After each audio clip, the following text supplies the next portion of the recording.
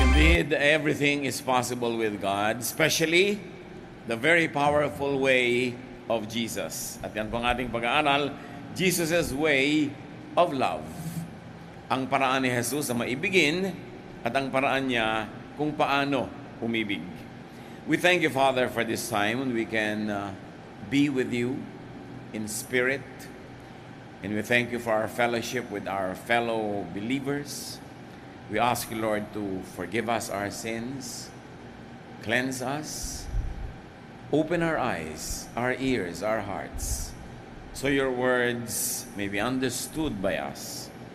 Nawa, Panginoon, maunawa namin kayo at hindi lang yan, masunod namin ang iyong magandang kalooban. Kayo po ang siyang magturo sa amin. Akayin niyo kami para lumawak, lumalim pa ang pagkakilala namin sa iyong anak na si Jesus at sa kanyang paraan na marapat lamang naming sundan. So we ask you, Father, to be our speaker. May your words heal us, empower us, enlighten us. In the name of Jesus, your Son, our Lord, our Savior, we pray with thanksgiving. Amen. Ang paraan ng Panginoong Jesus ay makapangyarihan at napakahalagang maunawa ng mas malalim pa. We always pay lip service to the way of the Lord, to the way the Lord does things. Pero gaano natin kalalim ito na ilalapat sa ating buhay? How deeply are we able to apply in our lives the ways of Jesus? John 14:12, Jesus says, I tell you for certain that even if you have faith in me, that if you have faith in me, you will do the same things that I am doing. Marami naman kasi nagsasabi, naniniwala sila sa Panginoon, na sila ay mananampalataya, pero sabi niya, kung tunay ko kayong mananampalataya, you would also be my followers. Dahil ang tunay na pananalig ay nagwawakas sa pagsunod doon sa pinaniniwalaan. So, Jesus equates faith with followership. We believe, therefore, we follow. It's pointless to believe and not follow. Pampagulo lang yon, pampasikip ng buhay natin, ang pinaniniwalaang di naman sinusundan. John 14:15, Jesus said to His disciples, if you love me, you will do as I command. So ngayon, nadagdagan ang kahulugan ng pagsunod kay Jesus at paniniwala. Ibig sabihin ay pag-ibig. Kung naniniwala sa Kanya, mamahalin mo siya. At kung minamahal mo siya, susunod ka sa Kanyang mga iniuutos.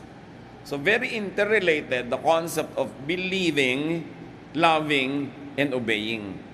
Parang isang cycle yan. Naniniwala ka pala, edi dapat mahalin mo siya. Kasi pag nalaman mo talaga kung sino siya at napinaniwalaan mo, mamahalin mo eh. At pag minamahal mo, dapat mong sundin o dahil sinusunod mo siya, napatutunayan mong naniniwala ka at nagmamahal. Jesus is the ultimate teacher and model in dealing with people. At yan ang gusto nating bigyan ng pansin at diin ngayon, mga kapatid. Kung naniniwala tayo kay Jesus, siya ang dapat nating tularan kung paano siya makipagkapwa, kung paano siya makitungo, makisalamuha, makipagniig, kung paano siya makisangkot sa mga tao. At dahil siya ang ultimate teacher and model, not anyone else, definitely not anyone in the Old Testament before Him, and not anyone in the New Testament after Him could surpass the supreme and the perfect example of Jesus. Surely may mapapala tayo, may mapupulot, may matututunan sa mga leaders, teachers, prophets sa Bible na nauna sa Kanya at mga sumunod. Pero ang dapat talaga na tularan, itaas at sundin ay ang estilo, ang paraan ni Jesus. 1 Peter 2:21, God chose you to follow in the footsteps of Christ, who set an example for you. Ang mga anak daw ng Diyos ay hinirang, pinili niya exactly for the purpose of following Jesus. Kung si Jesus ay anak ng Diyos at ang mga mananampalataya ay anak ng Diyos, pinarami ng Diyos yung anak niyang si Jesus sa pamamagitan ng marami niyang mga anak na mga tagasunod ni Jesus. And Jesus had one supreme command, that is to love people. Paano sasabihin ng isang taong siya'y mananampalataya kay Jesus kung hindi siya maibigin, kung hindi niya inuuna na ibigin ng tao, yun ang pinakamahalagang utos ni Jesus. John 13:34, "But I am giving you a new command. You must love each other just as I have loved you." So, a new command. Meaning isa lang, hindi many. A new command meaning this has never been commanded before in the same way that it's being expressed. It is not old, and in fact, it replaces the old. Bakit in-emphasize ang Panginoon na meron siyang bagong command? Because Israel lived by the 10 commandments. Ang dami nun.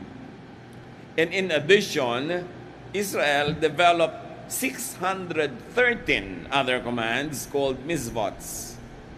So 613 plus 10 is already what? 623 commands.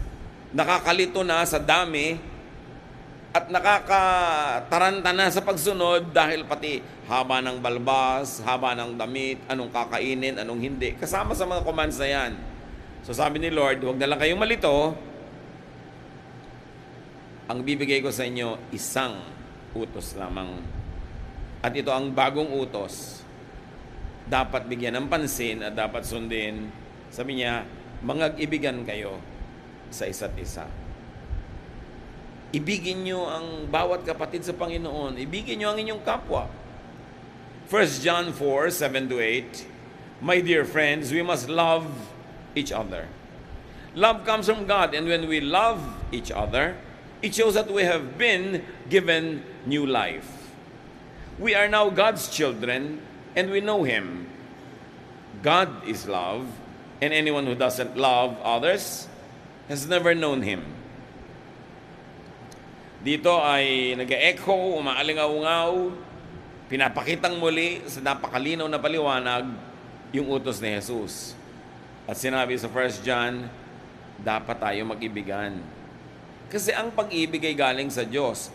Kung sinasabi mo ikaw'y bine-bless ng Diyos, dapat ang unang blessing na makita sa buhay mo ay natuturuan kang umibig sa kapwa. At nagiging maibigin din at kaibig-ibig pag ang iyong pagkatao.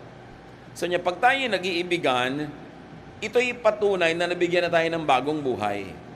Tungtawa tayo, born again ka ba? Meron ka na bang new life? Meron ka na bang new hope? Ikaw ba'y renewed Christian, etc., etc.? Pero ang patunay daw na meron tayong bagong buhay ay tayo nagiging maibigin. Sabi tayo yung mga anak na ng Diyos at kilala natin siya. Ang Diyos ay pag-ibig. At sino mang hindi umiibig, hindi nakakakilala sa Diyos. Those that love know God. Though they may not know many things like systematic theology, like verses or doctrines, that usually are used to measure one's spirituality. Kuminsan ang nagiging patunay na ikaw nga ay may bagong buhay na sa Panginoon, na nagkaroon ka na ng kapanganakang muli, sa nagiging theology mo, sa mga namememorya mong verses, sa nagiging pagbabago ng inyong anyo, hairstyle, damit, language, tastes, what you buy and not buy, what you eat and not eat. But no. This is the way of the Pharisees. This is the way of the religious system of Israel, na patunayan mong anak ka ng Diyos sa pamamagitan ng nakikita at naririnig sa iyo. Pero sabi ng 1 John 4:7-8, ang patunay talaga na ikaw ay may buhay na bago na ikaw ay nasa Panginoon na, ay ikay maibigin na. The best way to know God is through the way of love.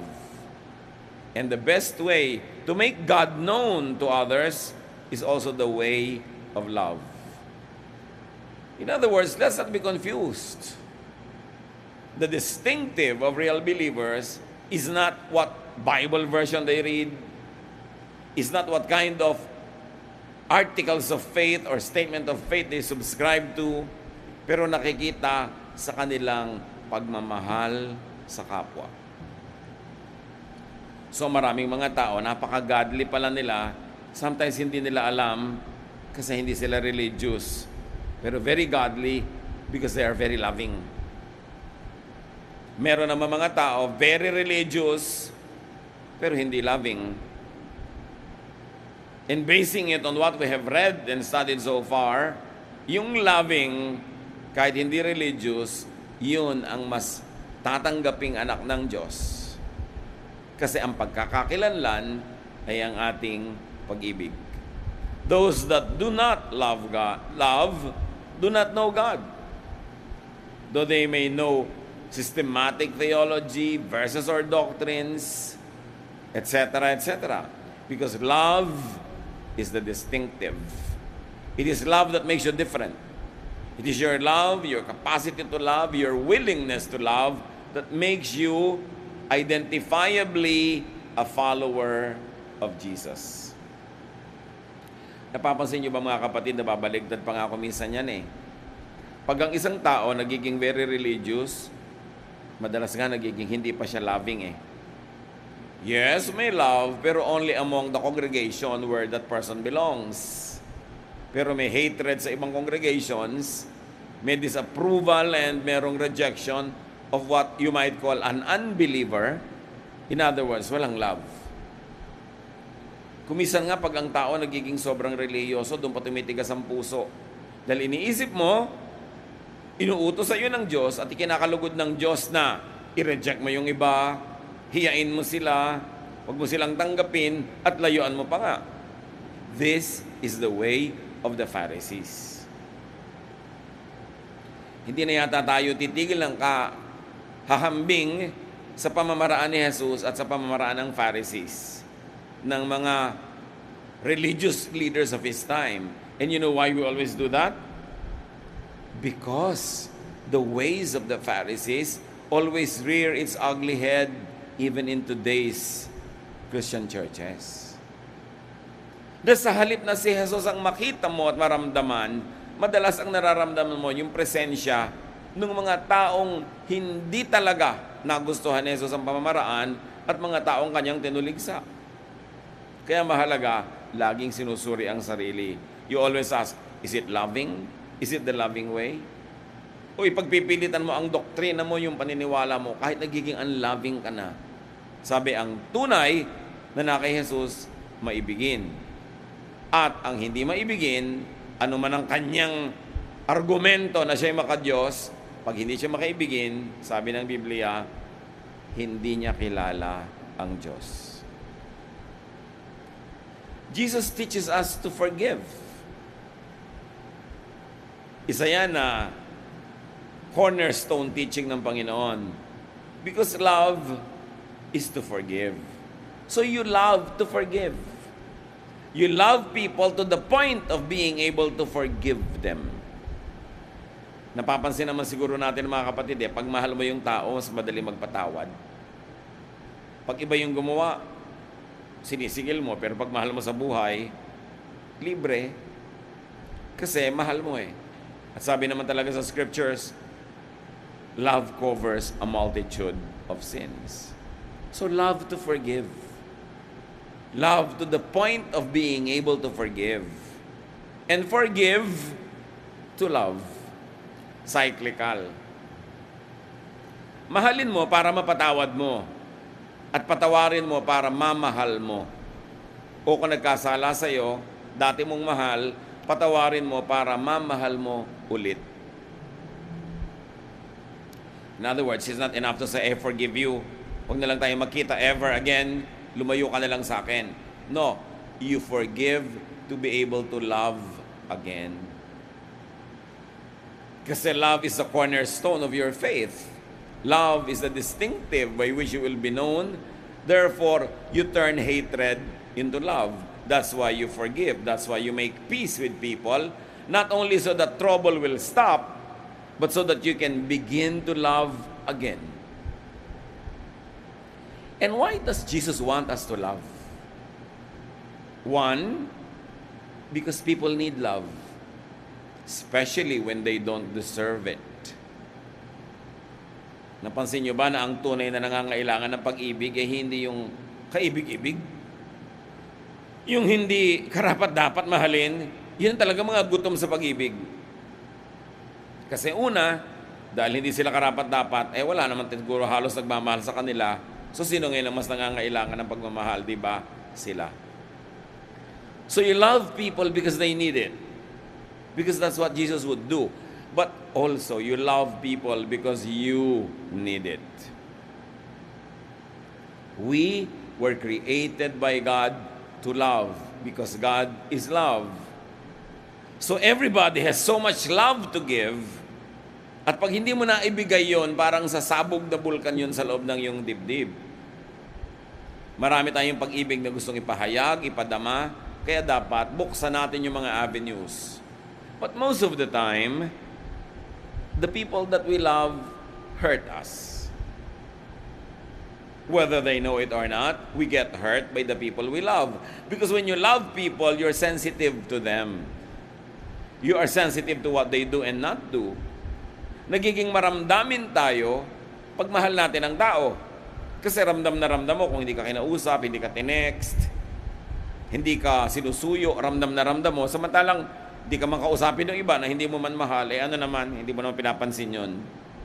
Kaya ang pinakamadalas na maging object ng ating galit, tampo, hinanakit, ay yung mga mahal natin sa buhay.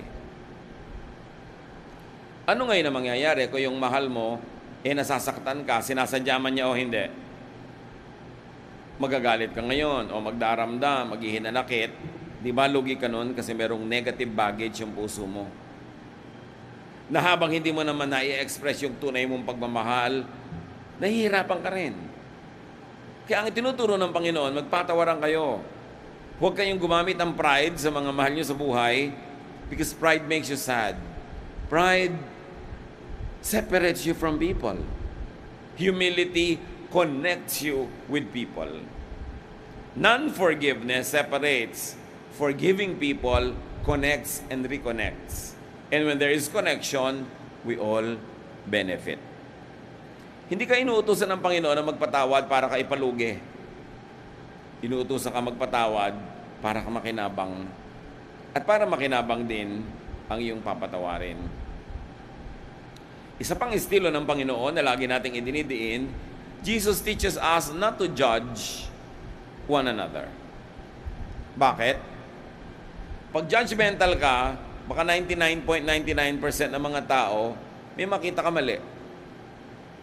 Pag nakita mong mali, maaring mabawasan ang affection mo o mainis ka pa o magalit.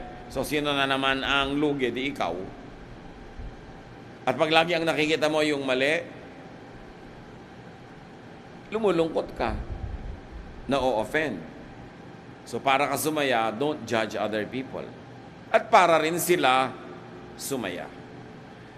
Kasi marami naman sa atin mga kapatid, hindi naman tayo kontentong mag-judge na tama siya o mali siya. Pag nabigyan na natin ng judgment, usually, we also want to do the next thing, to punish people. Suriin niyo mga kapatid, mahilig ba kayo magparusa? Kasi ang pagpaparusa, kakambal ng judgmentalism. Pag may taong nakagawa sa inyo ng mali, paano nyo pinaparusahan? Mahal nyo sa buhay, kasambahay nyo, meron kayo hindi na gustuhang kilos niya o sinabi niya, paano nyo pinaparusahan? Di nyo pinapansin? O sinasaktan nyo ang damdamin niya? Basta tayo mahilig magparusa. At pag nagpaparusa ka, the evil side of you is made happy temporarily. But the good side of you grieves. Remember, inside everybody, there's some bad and there's some good. At pag pinaparusahan mo, tinitikis, sinasadista ang mahal mo, meron ding bahagi ng iyong puso na nasusugatan at nagdurugo. kaya nalulugi ka rin. Maaaring may ikinatutuwa ka na nakakaganti-ganti ka, pero kung aminin mo kapatid, ikinalulungkot mo rin yun. Tao kasi tayo, nilikha sa wangis ng Diyos. Pag may ginagawa tayong masakit sa ating kapwa, kahit paghihiganti pa nga, dinaramdam din natin. Kadalasan, hindi lang natin binibigyan ng pansin na dinaramdam natin. Kasi gusto nating ituloy yung paghihiganti, yung paggawa ng mali. Pero pag ginagawa natin yon, it is our conscience that suffers. And we suffer in many other ways. So the way of Jesus to love you is to teach you to not judge. It is also the way of Jesus to love others. Kasi mahal din ni Jesus sa mga ginajudge natin, kasi sabi niya, huwag niyo siyang i-judge. At mahal ka rin, kaya ayaw kanya mag-judge. Kasi ikaw mismo titigas ang puso. You will have a tendency to make people suffer after you have judged them. And you will also suffer in the same way. Kaya ang sabi niya sa Matthew 7, 1-2, do not judge, or you too will be judged. For in the same way you judge others, you will be judged. And with the measure you use, it will be measured to you. Do you think that it is only God who will judge you when you judge others? No. When you judge others, you also judge yourself. Kasi nagiging clear sa'yo ang tama at mali. Tapos pag alam mo na may mali ka rin, there is a part of you that will be condemned by your very own judgment. We are complex beings. Hindi tayo mga simple. Kaya kung minsan, hindi mo alam kung bakit ka malungkot, yung pala ginadjudge mo ang sarili mo. At sasabihin mo, kapatid, kaya alam ko naman ginadjudge ang sarili mo nung nag-judge ka ng iba. Because when you judge, you get judged.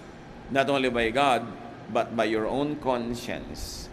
Sometimes people are not aware that they are being judged by their own conscience. Kaya nade-depress sila. Nagkakaroon sila ng mga sakit na hindi makita ng mga doktor kasi spiritual illness yun. Hati ang loob. At ang pagiging hati, nagiging dahilan niya ng mga kasakitan. Pag hati ang loob mo, sinasabi mong masama ang ginagawa mo, tapos alam mong ginagawa mo rin, hati ka. Kasi ginadjudge mo rin ang iyong sarili. Kaya maraming hindi maipaliwanag na sakit ang tao. Kung minsan hindi makita sa mga lab tests. Pero spiritual illness kasi. At hindi natin laging na ikokonekta na ito yung nanggagaling sa being judgmental. Because the poison that you reserve for others is consumed in your own blood first. Kaya dapat magandang iniisip mo sa kapwa. Kasi yun din ang iisipin ng konsensya mo tungkol sa iyong sarili. Pinagpapatawad mo, pinagpapasensyahan ng kapwa, dahil yung budhi, ganun din ang gagawin sa iyong sarili. Because, sabi ni Jesus, as you do to others, it will be done to you. Kasi sabi niya, do to others as you would want others to do unto you.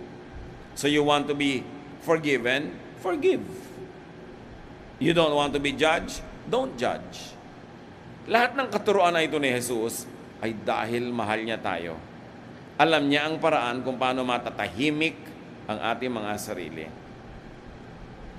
Judging others means non-love. Judging others means judging oneself. Bakit hindi pag-ibig yun? Yun ay hindi pag-ibig sa kapwa at hindi rin pag-ibig sa iyong sarili.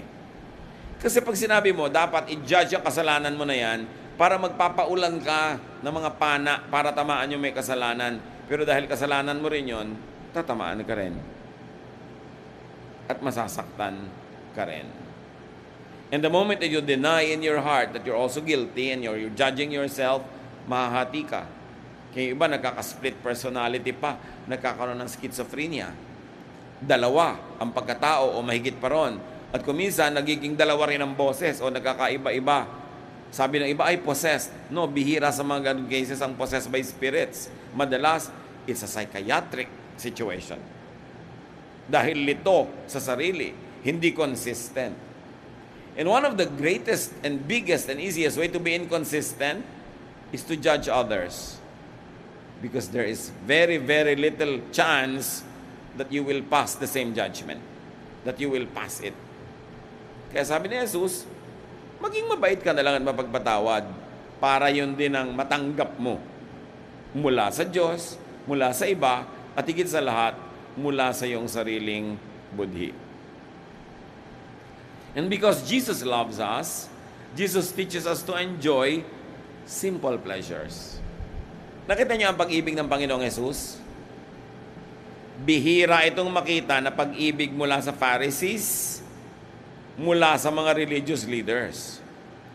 Because Jesus teaches us to enjoy simple pleasures like eating, drinking, socializing, and resting. Madalas, pag nakinig ka sa religious leaders, gusto lang nila lagi kang pagurin, pag-ayunuhin at pag-fasten. Gusto kanya lagi maging anti-social almost. Ikulong ka sa ministry at pagurin ka ng pagurin. Hindi nyo ba napapansin na ganyan ang general trend? Because they equate godliness sa pagiging pagod. Papaliitin ang mundo mo, mapapagalitan kapag uma-attend ka ng mga pagtitipo, ng mga party. In fact, kahit nga religious event yung inattendan mo, pag hindi yung sariling church ang sponsor, ayaw ka pa rin pa-attendin, kukulungin ka, kukulungin ang iyong isip, paliliitin ang iyong mundo. That is not the style of Jesus. John 2, 1-2. On the third day, a wedding took place at Cana in Galilee. Jesus' mother was there. And Jesus and his disciples had also been invited to the wedding. Needless to say, the Lord went. So what does that tell us about Jesus? That Jesus attended socials. So why will modern day religious leaders prevent God's children from attending socials? When Jesus himself, the supreme example, was always present in many socials. Matthew 11:19.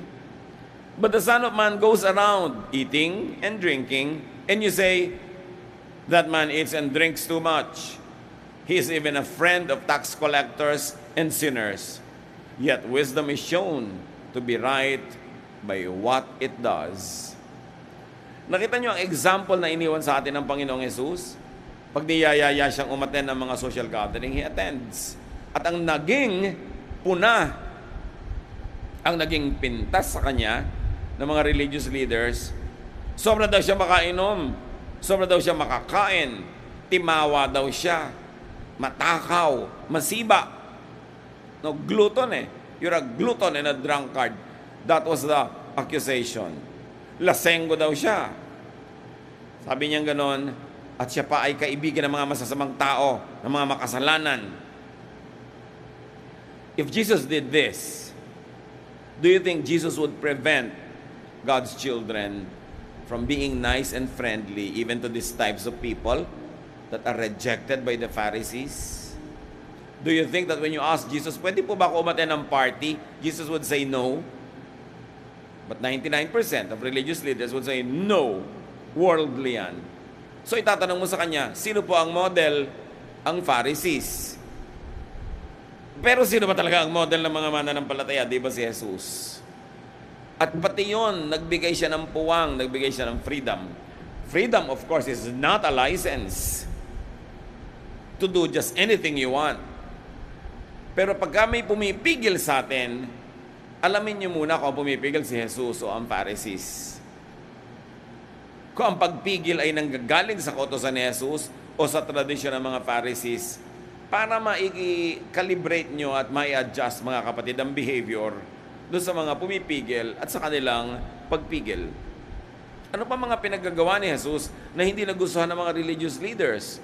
Tulad ng ginagawa ng maraming tao ngayon na laging madidisapprove ng mga religious leaders. But the way of Jesus is the way of love. The way that gives space. The way that allows you to make free choices and be responsible for your choices. Jesus never simplified things into black and white, right or wrong. Maraming mga gray areas siya na pinuntahan at ginawa. At makikita nyo, sabi niya, wisdom is shown to be right by what it does. To be kind, He allowed His disciples to pick fruit and eat it at Sabbath. na bawal sa law ng mga Pharisees, sa laws ng Israel. Pero, ang inintindi niya, yung gutom ng mga tao at yun ang kanyang inunawa. Hindi niya pinilit silang sumunod at maging sunod-sunuran sa mga policy kahit gutom sila, kahit na nagdidelirio na sila sa gutom. Sa mga ministries ng napakaraming mga religious works, halos gasgasin, ubusin yung lakas ng mga manggagawa. Sasabihin nila, God's will, for God's glory, etc., etc. But what did Jesus do? One day, when He noticed that His disciples were so preoccupied with ministry that they had no time to eat or to rest. Nakapaligid ang napakaraming tao, humihingi ng prayer, humihingi ng ministration, ng counseling, humihingi ng himala, humihingi ng turo. Ano kaya ang ginawa ni Jesus? Mark 6:31. But so many people were coming and going that Jesus and the apostles did not even have a chance to eat. Then Jesus said, "Let's go to a place where we can be alone and get some rest." Yun ang pag-ibig ni Jesus. Hindi lang niya iniibig yung mga taong pinaglilingkuran kahit himatayin na sa pagod yung mga naglilingkod. Iniibig niya lalo yung mga lingkod ng Diyos. Iniibig niya yung mga naglilingkod, hindi yung laging isasakripisyo ang worker for the sake of the people. Of course, there are instances when that has to be done, but you know how Jesus thinks and how Jesus loves. Sabi niya, kahit mamatay tayong lahat dito ng katatrabaho, hindi mauubos ang miniministera natin. So, bago tayo mamatay, magpahinga muna tayo, isara muna ang gawain, at lumayo tayo sa mga taong ito para kayo makapagpahinga at makakain. Ganon siya magmahal. Hindi laging pinapagalitan ka dahil nagkulang ka ng paglilingkod sa mga tao. Bakit ikaw? Hindi ka ba tao? Kailangan mo rin ng pagmamahal, kailangan mo rin ng pangunawa, at kailangan mo rin ng pahinga. May mga ganyang magulang, nakakalungkot mga kapatid. Kung ikaw tong matino, ikaw tong marunong, ikaw tong responsable, ikaw tong may trabaho, ikaw tong kumikita, yung ibang magulang sobrang magmahal doon sa mga anak nilang batugan, tamad, walang trabaho, palaasa. So, gagasgasing ka na anak na matino. Ikaw ang laging hihingan. Ikaw ang laging sabihin, pasensya ka na anak. Lagi ka na lamang na dinadaingan, kinokonsyensya para yung pera mo makuha ng nanay mo o ng tatay mo sa iyong pocket at ilagay sa bulsa ng mga anak nilang walang trabaho. So you say, ganyan ba umibig ang Diyos? Siyempre, mahal mo rin yung naglilingkod, lalo mo nga yung minamahal. Hindi lagi mo sinasacrifice. Pinoprotect mo rin. That is the love of Jesus. Hindi lang yung makadiyos ang lagi nilang magtiis, maghirap. Sabi niya, teka, mag-retreat muna tayo, mag-refresh kayo, magpahinga kayo. Lord, ang dami pong nagugutom, pero kayo gutom na rin. Kayo na muna, babalikan na lang natin sila. Hindi yung bulag na paglilingkod na namamatay na yung naglilingkod, sige pa ng sige. Very considerate. Pagka inaral natin at sinuri talaga yung character ni Jesus, you will fall in love with Him. Nakakapagtaka, marami mga tao lumalayo sa church, nagiging atheist, nawawala ng gana sa religion. Alam nyo, ang kaisa-isang dahilan lang, ang totoo, hindi pa nila nakikilala si Jesus, hindi pa nila nababatid ang pag-ibig ni Jesus, tas ang nakilala nila, pinagsawaan at kinadalaan yung sobrang pag-exploit, paggamit, kahigpitan, at lack of love ng mga religious leaders. So they think that when they are turned off with organized religion, when they are turned off with the leadership, they think that they also are turned off with God because they mis-equate those people with God. Akala nila yun ang utos ng Diyos. Therefore, kasi itong akala nila ay lingkod ng Diyos, hindi nila nagugustuhan dapat hindi na rin nila magustuhan ang Diyos. Sa mga nakausap ko po ng mga nagsasabing sila ay atheist, ayaw nilang maniwala sa Diyos, pag sinuri mo, ang ibig lang nilang sabihin na ito, hindi sila naniniwala sa organized religion, hindi sila naniniwala sa isang particular na sekta o pamamaraan, o hindi sila naniniwala sa isang doktrina. Kaya sabi ko, ihiwalay nyo ang issue ng Diyos sa issue ng religions who are saying that they represent God. Because these institutions could misrepresent God. So kung gusto nyong lumayo sa kanila, edi lumayo kayo, pero huwag kayong lalayo sa Diyos. Hanapin nyo ang Panginoon. Gusto nyo sa ibang paraan, sa ibang institusyon, sa ibang grupo, pero huwag nyong idamay ang Diyos sa mga pinaggagawa ng mga religious leaders at ng mga religious organizations na nakaka-turn off sa inyo. At naiintindihan nila. Oo nga, katulad na lamang sa Russia, nung umuso ang socialism, that they wanted really to develop into full-blown communism, pinagbawal nila ang relihiyon, isinara nila ang mga simbahan. Bakit? Kasi dala sila sa kasaysayan kasi ng Europa at lalong-lalo ng Eastern Europe, ng Russia. Sobrang hirap ng mga tao at ang nagpalala ng kahirapan nila ay ang pagtuturo ng simbahan na magtiis lang lagi at intayin na lang kabilang buhay dahil doon na lang babawi. Napag-isip-isip yan ng mga philosophers at sabi nga nila, lalo ni Karl Marx at ng iba pa mga thinkers, sabi nila, religion is the opium of the people.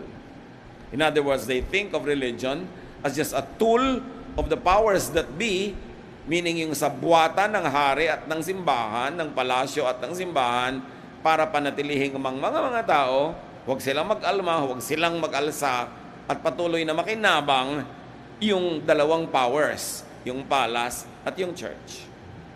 So in reaction to that, socialism rejects religion.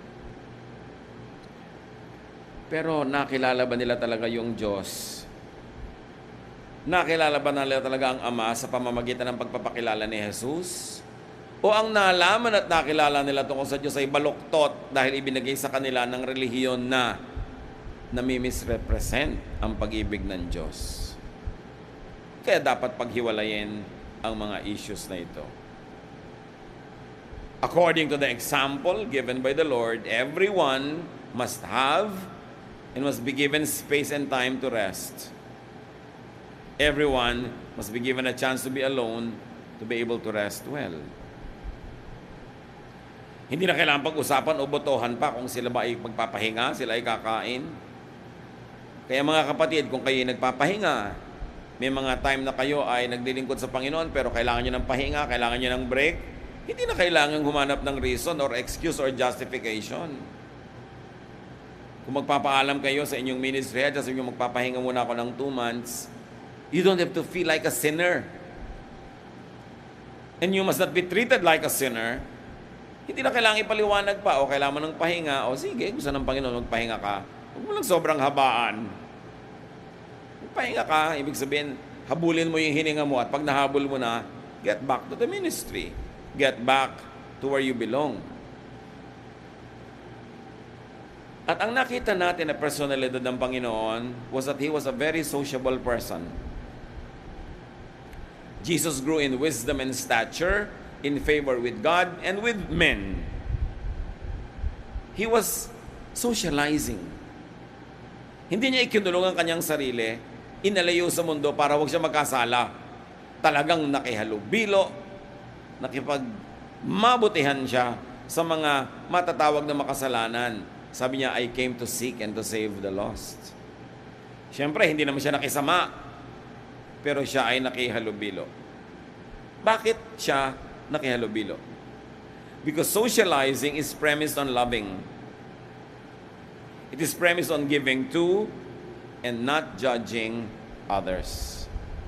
Yung pagiging sociable ng Panginoon is a direct contrast to the separatist attitude of the religious leaders.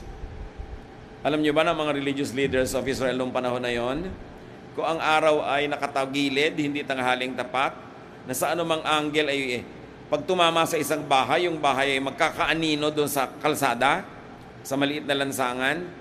These religious leaders will never pass by a street with the shadow of the house of a sinner.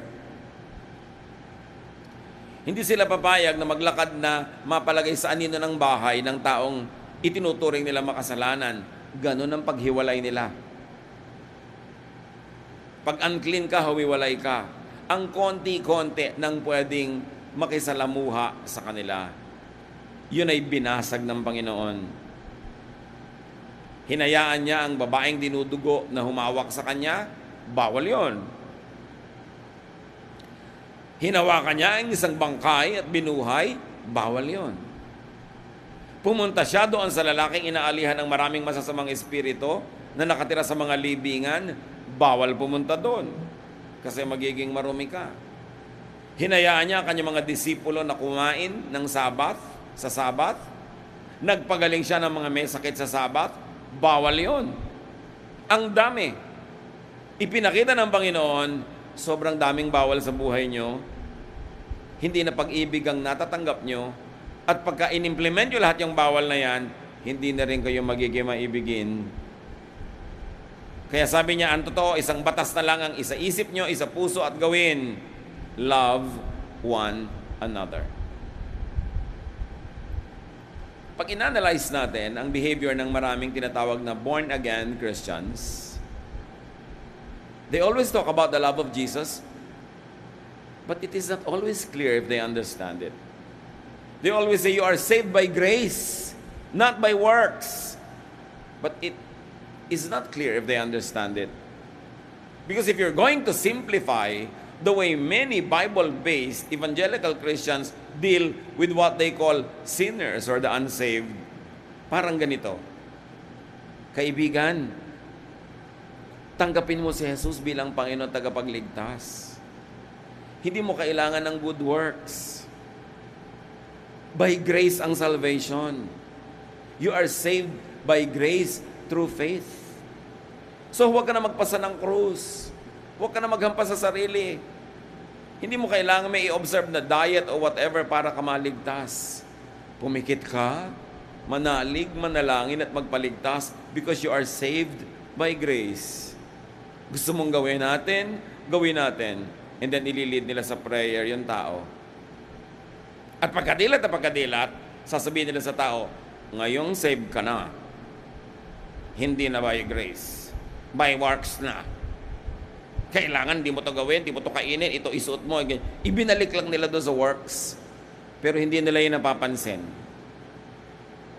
Kasi ibinabalik nila yung tao to be bound by so many laws, so many restrictions, na tinakpan na nga ni Lord ng isang utos, love. Forgive. Love and forgive. Kaya in real life, parang pinadali mo dun sa tao na tanggapin si Jesus at pagkatanggapin na sabi mong, uy, topo-topo. Ngayon, kailangan pagsikapan mo na i-maintain yung salvation mo. At tuwing nakikita kita nagkakamali, i-re-review kita because open rebuke is better than secret love. Pag may mali ka, ipupulpito ka, ilalagay sa bulletin board ang iyong pangalan, lilitisin ka ng ating board of elders. At kung napatunayan nagkamali ka, tatayo ka sa harap ng kongregasyon para admitin mo sa lahat. So, nasan yung grace? Dapat nating unawain na pag nagtuturo tayo ng grace ni Jesus, you teach it before people accept Him as Savior and Lord, and you continue to implement it when they are already saved by grace. Hindi sa mo, New Testament na ngayon, love na, pero pagkatanggap, back tayo sa Old Testament. Plus, many other New Testament situations and mga pagbabawal na dinevelop ng church when Jesus went back to heaven. Suriin kung talagang papamaraan ni Jesus ang pinapairal natin o akala lang pala natin. At binigyan tayo ni Jesus ng hindi nakakalitong patakaran. Pagkilala mo ang Diyos, umiibig ka sa Diyos, anak ka ng Diyos, maibigin ka. Hindi lang sa emosyon o damdamin, maibigin ang iyong methods, maibigin ang iyong systems, maibigin ang iyong policies, ang iyong mga rules and regulations pawang maiibigin. In other words, hindi ka nabubuhay sa takot yung mga mananampalataya na baka sila maparusahan, baka sila mabisto, baka sila mapag-usapan, baka sila ma-reject na naman. I-implement mo yung grace ng Panginoon. And when that happens, everybody is more relaxed. When that happens, you can unmask and show your true self because you know that you will be accepted and loved and not judged. And because you unmask yourself, everybody can minister to you so that you could be what you have to be and what you want to be, and you can stop hiding behind a mask that is not really you, just to be accepted.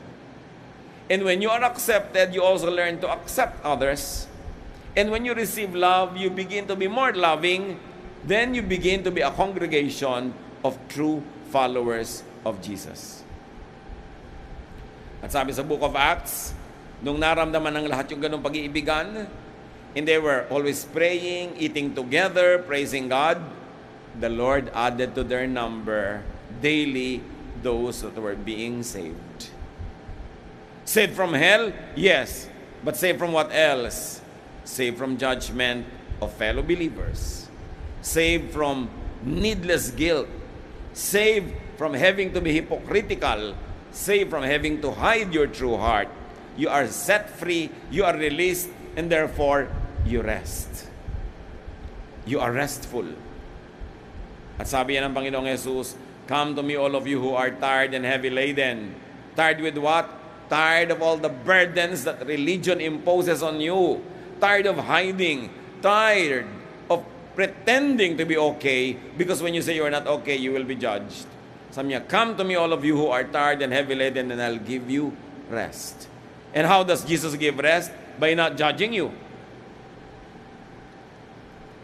By accepting you unconditionally, and by healing you and getting you well on the way to recovery, to grow from glory to glory. And how else does Jesus give rest? By telling you not to judge others. Kasi pag judgmental ka, hindi ka mapapahinga. Hanap ka ng mali ng iba. Kwenta ka ng kwenta, tuos ka ng tuos, bilang ka ng bilang ng mga kasalanan nila. Paano ka mapapahinga nun? Sabi niya, "Come to me, those of you who are heavy laden, and I'll give you rest. My yoke is easy compared to the yoke of the Pharisees, compared to the yoke of these conservative implementors of 10 Commandments and 613 mitzvots." Sabi niya, kahit anong gawin nyo, di nyo yan masusunod. Kulang at kulang kayo. Guilty at guilty. Nasaan ang rest doon? "Come to me, I'll give you rest. My yoke is easy. My burden is light." Paano nyo malalaman kung ang reading of a verse and the interpretation of a verse is correct, is in the spirit of Jesus? Ang effect nun sa inyo, light. Magaan. Hindi yung sakal na sakal ka, sikip na sikip, pilit na pilit, napipilitan lang. Light ba yon? You know it's not light, therefore you know it's not the way of Jesus. Because His way is easy, His burden is light. Sabi niya, "Come to me, and you will find rest for your souls." Yun ba ang nararamdaman natin bilang anak ng Diyos? Dapat yon. Hindi yung laging kulang, laging guilty. Jesus took away our infirmities as far as the east is from the west. He separated our sins from us, not of our own doing, but because of the deeds of Christ on the cross. It is the love of God that makes us good and looks good. It is not our own achievement. That works before salvation, and very importantly, it works after salvation. So matapos makakilala sa Panginoon, don't go back to the old system of guilt, of judgment, of difficulty, of hardship. Kaya gagaan. Hindi dahil talagang madali, kundi dahil pinadali ng Panginoon because of His unconditional love. He was called by His critics a glutton and a drunkard. Can you imagine that? It means He was really going around eating and drinking. When will we ever know and accept that? Kasi many Christians have become so Pharisaic and conservative that they deny even these verses. Sabi na, hindi naman siguro, baka naman tubig lang yan.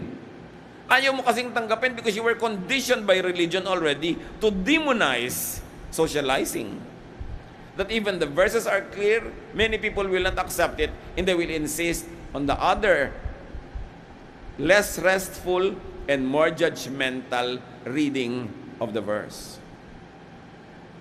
The first recorded miracle of Jesus was turning water into wine. It was not even healing a sick person. It was turning water into wine so that the party and this wedding reception will not be interrupted just because there was no more wine. Ganun siya kabait. Ganun kahalaga sa kanya yung enjoyment ng mga tao. You know, the people of Israel, especially during the time of the Lord, 99.99% of them were dirt poor. Because the economy was enjoyed only by the Roman colonizers and the local elite, the political and the religious elite. Nasa kanila lahat ang pera at kabuhayan, and everybody else was a slave or a free person but working like a slave. So when they have a wedding and people are having fun and they're eating and drinking, Jesus will not allow it to be interrupted in kindness to these people who work so hard and get so little from life. Ganun siya kabait. How do we translate that into life? Alam natin maraming problema tao. Maraming mahal sa buhay na may sakit o namamatay o namatay. Maraming utang. Maraming pangamba. Tapos nagkakasiya-siya sila ngayon, mangingil-joy ka ba? Ganyan ba tumawa ang Christian? Pasalamat ka nga, napapatawa pa siya. Nare-relax ang katawan, sumasaya, tapos kikiljoyan mo. Pamisa-misa lang makabili yung tao ng damit na pinapangarap niya. Sasabihin mo, anong damit mo? Nagsusuot ba ng ganyan ng Christian? Sabi mo, oo, Christian ako at suot ko to. Therefore, sinusuot to ng Christian. Anong problema mo? Ang dami kasing church bullies. Ayaw kanilang sumaya. Yung mga taong sobrang mga istrikto, sobrang mga mahihigpit, pasusungit, madalas tingnan nyo, wala lang silang love life. So gusto lang magdusa din yung iba, naiinis sila sa masaya. Subukan mo magkaroon niya ng papa. Ang mama. Biglang sumasaya, hindi ka pinapansin pag masaya ka. They are so miserable that they want to inflict their misery on everyone else. And aren't many religious people really miserable?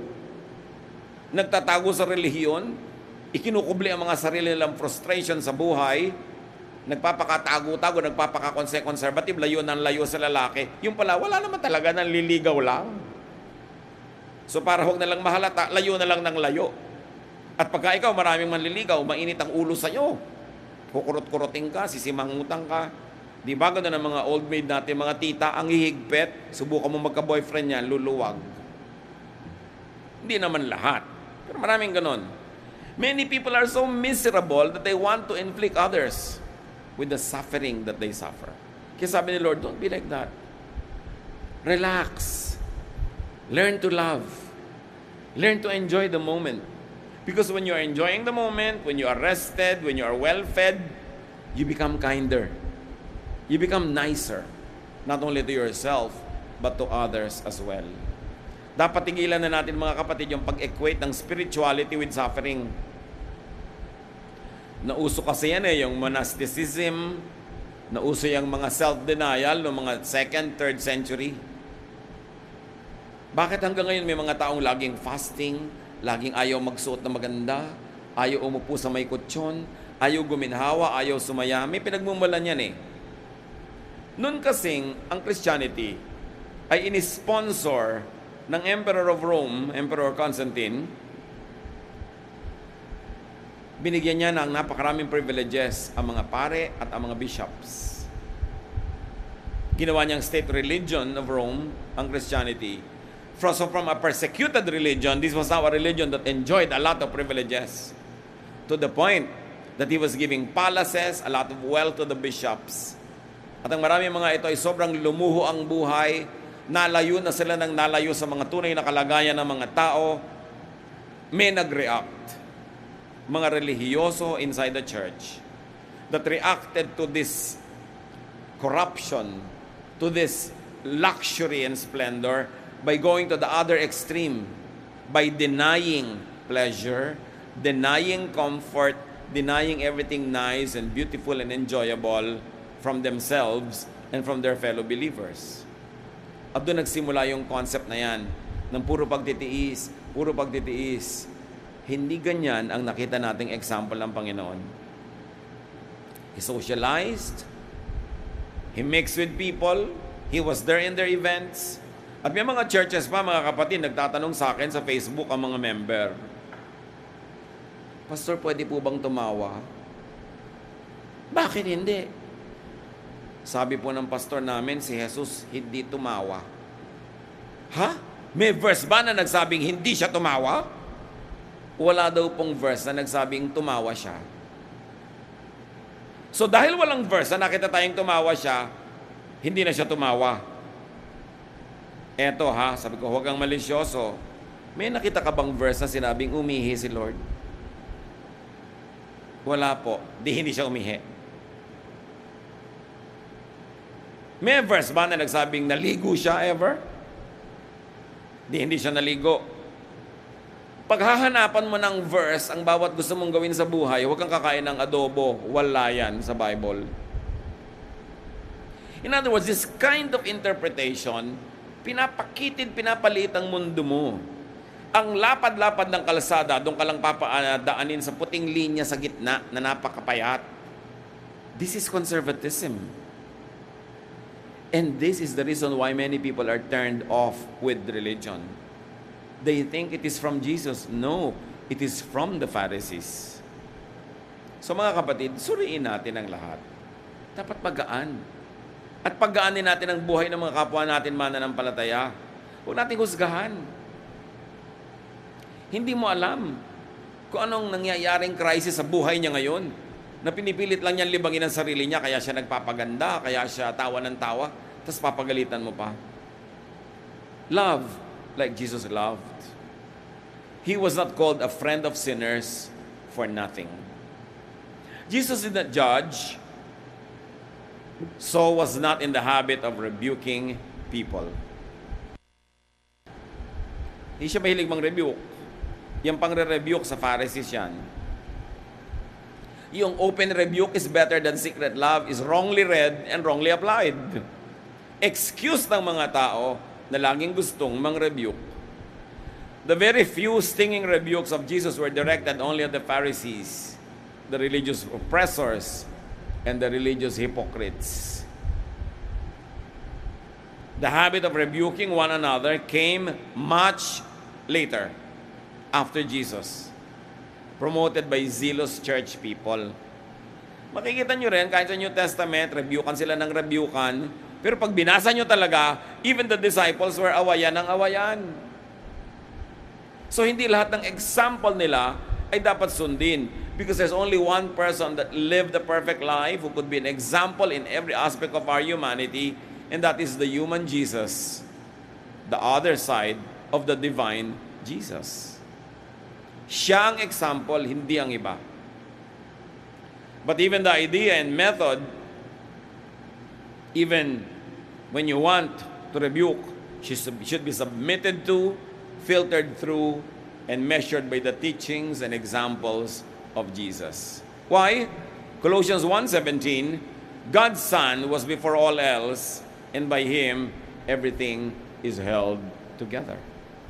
Siya talaga ang dapat na asahan, sundin, because by Him, everything is held together. John 14:6, I am the way, the truth, and the life. Jesus answered, without me, no one can go to the Father. Now, analyze natin yan. Habaan nga natin ngayon, 2 linggo na akong absent dito sa Miyerkules na to eh. Mga 9 o'clock game kayo. Magsasara na yung tricycle patungo sa village nyo, no? I am the way, the truth, and the life. Jesus answered, without me, no one can go to the Father.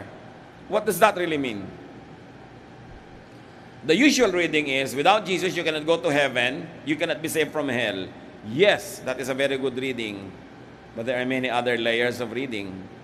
Because to say the Father, also means heaven, which means a heavenly life, the reign of peace and contentment and happiness and rest in a person's life, whether or not nandito pa siya o nasa kabilang buhay. So ang sinasabi ni Jesus, one, kung hindi sa pamamaraan ko, hindi kayo maliligtas mula sa impyerno at hindi kayo pupunta sa langit. Okay. Number two, kung hindi sa pamamaraan ko, hindi nyo matitikman ang langit sa buhay na ito. Hindi ninyo mararanasan ang tunay na presensya ng Ama. Hindi kayo mapapahinga, matatahimik, sasaya, gagaan. Sa pamamaraan ko lang ninyo mararanasan yan. Compared to pamamaraan ng Pharisees, pamamaraan ng mga religious leaders, ng mga conservatives, sinasabi ni Lord, hindi nyo matitikman ang langit sa pamamaraan na yan. Di kayo mapapahinga, di kayo matatahimik, di kayo makokontento. Lagi kayong kulang. Lagi kayong guilty.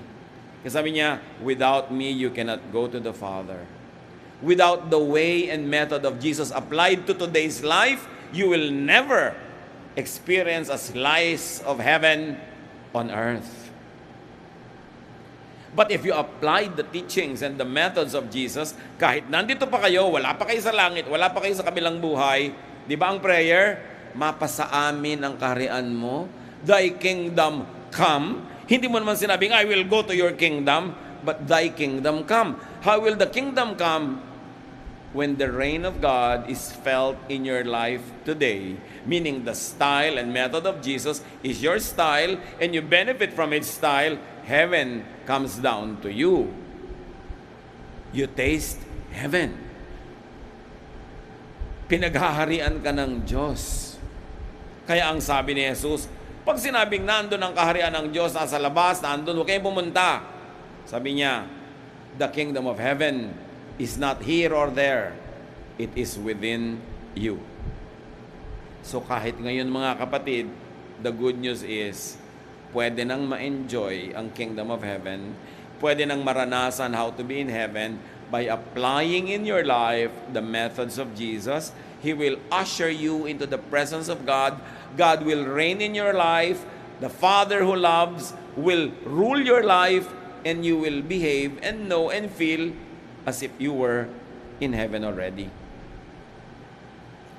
Remember, thy kingdom come. Mapa sa amin. Paano yun? Sundin ang paraan ni Jesus. Walang ibang dapat sundin, si Jesus lang. Kung may conflict kung sinong dapat sundin, huwag kayong malito. Si Jesus dapat. Philippians 2:9-11. Therefore God exalted Him to the highest place and gave Him the name that is above every name, that at the name of Jesus every knee should bow, in heaven and on earth and under the earth, and every tongue acknowledge that Jesus Christ is Lord, to the glory of God the Father. That leaves no room for error in interpretation. It is the way of Jesus that must be our way. His style, His method, no others. Because Jesus above all else, the way of Jesus is the highest. Needless to say, Christians are to follow Christ. Jesus set clear commands and graphic examples on how to deal with our fellow men. Identify the teachings and examples of Jesus from variant, opposing, and disobedient teachings and examples given by other personages and institutions. Hindi lahat ng teaching na sinasabing Christian siya, hindi lahat ng teacher o grupong sinasabing Christian sila ay paraan nga ni Christ ang pinapairal.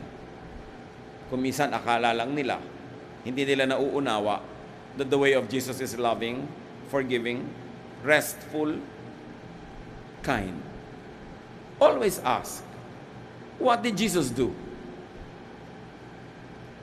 The way of Jesus liberates, gives life, and enriches. Wala kang pagsisisihan, wala kang kalugi-lugi pag kay Jesus ka sumunod. Pero dapat clear kung sinong sinusunod. Sabi ni Lord sa John 10, everyone who came before me was a thief. Ang mga naunang guro na nagturo, ninakawan lang kayo. Ninakawan kayo ng saya, ninakawan kayo ng kalayaan, ninakawan kayo kahit ng inyong pera. Sabi niya, my sheep hear my voice and they follow me. Linawin natin kung kanino tayo sumusunod. In loving people, what Jesus did then guides us to what we would do now under similar circumstances. Choose the way of peace. Choose the way of love. Choose the teaching and example and way of Jesus. And heaven will come down, if not to everyone on the planet, at least into your heart. Jesus is the way to the Father. Salamat, Panginoon. Dahil mahal na mahal niyo kami, hindi niyo kami pinabayaan at ang aming mga ninuno na sumunod lang sa mga nakagawian at narinig na nila, ipinadala niyo si Jesus para ituwid ang mga likong katuruan. Ipinadala niyo si Jesus para maging liwanag, maging sa dilim ng mga religious practices. Ipinadala niyo siya para kami ibigin, para kami pagharian ng inyong pag-ibig at maipadama sa amin kung gaano niyo kami kamahal. Salamat, Ama. Turuan niyo kaming maunawa ito, maipamuhay, at nawa bilang ganti sa inyong pagmamahal sa amin, maging mapagmahal din kami sa aming kapwa. Hindi mapanghusga, hindi mapanuri, kundi maibigin at matulungin. Pagbulay-bulayan natin, mga kapatid, ang practical application ng mga ito sa ating buhay. Lord, in silence, as your people bow our heads before you, continue to teach us how to apply this in our dealings with real people, in our real lives. Be alone with the Lord for a while in silent reflection.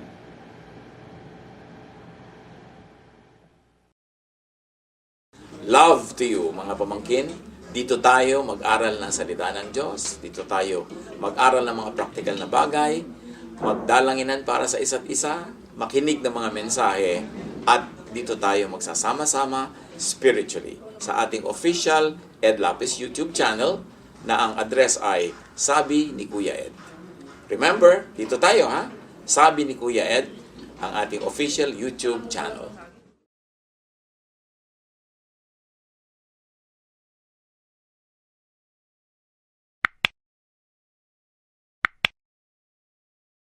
Do not forget to subscribe.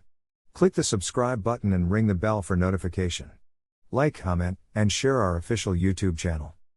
Visit Ed Lapis website for daily devotion, audio podcast, latest video message, send your prayer request, subscribe to mailing list and more. Visit edlapis.com.ph.